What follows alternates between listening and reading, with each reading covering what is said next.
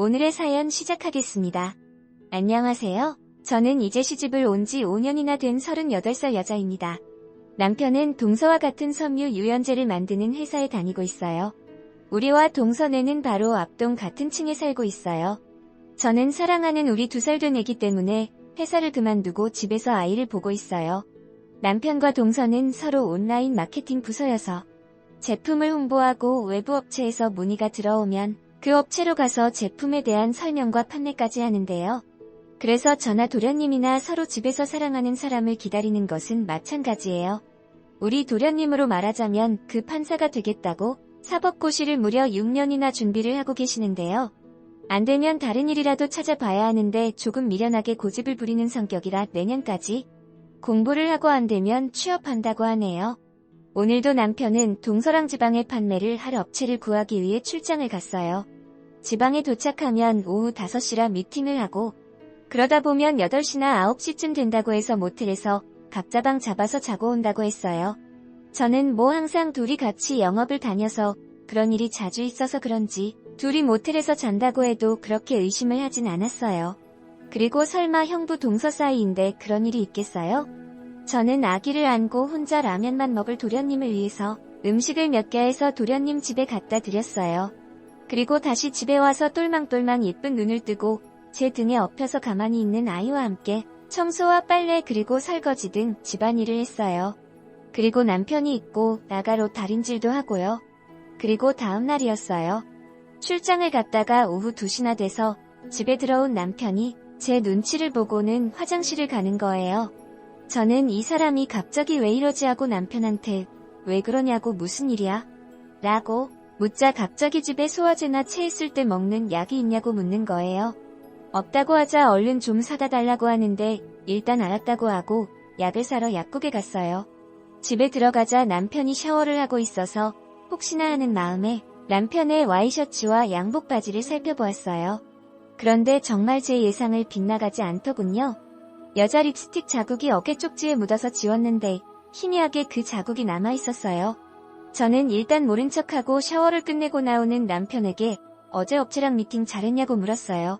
남편은 제 눈을 피하면서 잘했다고 대답하고는 방에 들어갔어요. 저는 미꾸라지같이 잘 피해가는 남편을 잘 알기에 남편이 침대에 누워 자는 것을 확인하고 나서 동선의 집으로 갔어요. 동선의 집으로 가니 도련님은 도서관에 갔는지 보이지 않고 동서 혼자 있더군요. 저는 거실에 있는 가족 소파에 앉아 동서의 행동을 유심히 살펴봐요. 제가 오면 항상 웃으면서 저에게 과일을 주고 그랬는데 오늘은 조금 저에게 찔리는 게 있는지 웃지 않고 표정이 안절부절이더군요. 저는 동서에게 앞뒤 설명 없이 솔직하게 어제 무슨 일이 있었는지 말하면 좋겠다고 했어요. 그런데 정말 정직하고 솔직한 성격을 가진 동서가 울면서 저에게 잘못했다고 싹싹 비는 거예요. 자기는 그냥 술 먹고 머리가 잠시 돌아서 실수를 했다고요. 제가 가만히 듣다가 남편하고 도련님한테 전화를 해서 동선의 집으로 오라고 했어요. 집 앞에 있는 도서관에서 공부를 하던 도련님은 5분 지나자 바로 들어오시고 남편은 10분이 넘어서야 아파트 현관을 들어와 계단을 타고 올라왔어요. 저는 동서를 보고 다시 아까 한 얘기를 해보라고 했어요. 동서는 울먹울먹거리고 도련님은 그런 동서를 이상하게 쳐다보고 남편은 안절부절하며 저를 데리고 밖으로 나가려고 하더군요. 저는 그런 남편의 얼굴을 정확히 뺨을 때렸어요. 도련님이 저와 남편을 번갈아 쳐다보며 뭔 일이지 하는 표정을 짓는데 제가 도련님한테 이 두 인간들이 집에서 오매불망 남편과 아내만 기다리는 우리는 생각도 안 하고 모텔에서 그 짓거리하고 자고 왔다고 다 말해버렸어요. 도련님은 동서를 데리고 안방으로 가고 거실에는 저와 남편만이 남았어요. 저는 남편에게 결혼한 지 몇 년 지났다고 그것도 같은 식구끼리 바람을 피냐고 하자 남편은 잘못했다고 입니 10개라도 할 말이 없다고 했어요. 안방에서는 도련님이 동서에게 큰 소리로 뭐라고 하고 나서 문을 열고 나와 자기 형인 제 남편을 멱살을 잡더군요. 그리고는 내가 몇 년 동안 집에서 썩어가면서 공부하는 게 내가 등신처럼 보여서 그런 짓거리를 했냐며 입에서 피가 날 정도로 주먹을 휘둘러봐요. 저는 일단 도련님의 집에서 나와 제 집으로 가서 남편 회사에 전화를 했어요. 남편의 직속 후배가 받아서 어제 남편 외근 어디로 갔냐고 물었더니 외근을 안 가고 몸이 안 좋다고 반차를 쓰고 조퇴를 했다고 하더군요. 저는 어이가 없었어요. 이제 2살이 된 아기를 뇌두고 아빠라는 사람이 지 동생 와이프랑 바람을 피다니. 마지막으로 아니길 바라며 이 모든 게 거짓말이길 바라며 전화로 확인을 했는데 모두 사실이었네요. 저는 그 자리에서 일어나 남편의 옷가지들을 모두 꺼내기 시작했어요. 그때 얼굴에 멍이 들고 입가에 핏멍이 든 남편이 현관을 열고 들어왔어요. 저는 그 모습을 보고 아무 말도 하지 않고 계속 남편의 양복이며 속옷 그리고 옷가지와 시계며 반지며 남편의 물건은 다 꺼내서 거실 바닥에 던졌어요. 남편은 저를 쳐다보면서 절망적인 표정을 지었어요. 고작 한순간의 실수로 인해서 그것도 이렇게 단번에 발각이 될 줄은 몰랐겠죠. 하지만 그 단 한 번의 실수도 저는 그 누구보다도 남편을 믿고 그렇게 많은 출장을 보냈던 저는 그것을 용서해줄 수 없었어요. 저는 남편에게 그것들 가지고 이 집에서 나가라고 했어요. 당신이 찜질방을 가든 어디 또 모텔을 가서 자든 이제 더 이상 상관 안 할 테니까 마음대로 나가서 살라고 했어요. 남편은 제발 한 번만 봐달라고 했어요.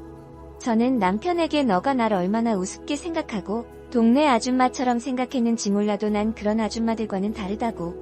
너가 날 배신한 순간 이런 결과가 나올 거라는 거 예상하고 저지른 짓이라고 하자 남편은 절대 아니라고 정말 잘못했다고 연신 엎드려 둬요.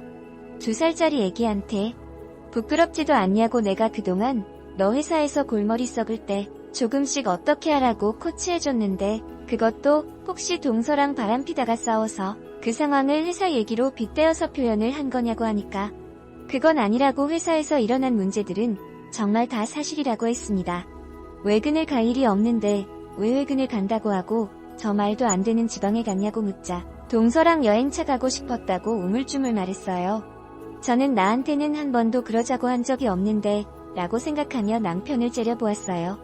저는 그래도 남편이니까 내가 믿었던 사람이니까 그리고 내 아이의 아빠라는 사람이니까 저 인간이 죽어도 상관없지만 그래도 한번 넘어가 주기로 했어요.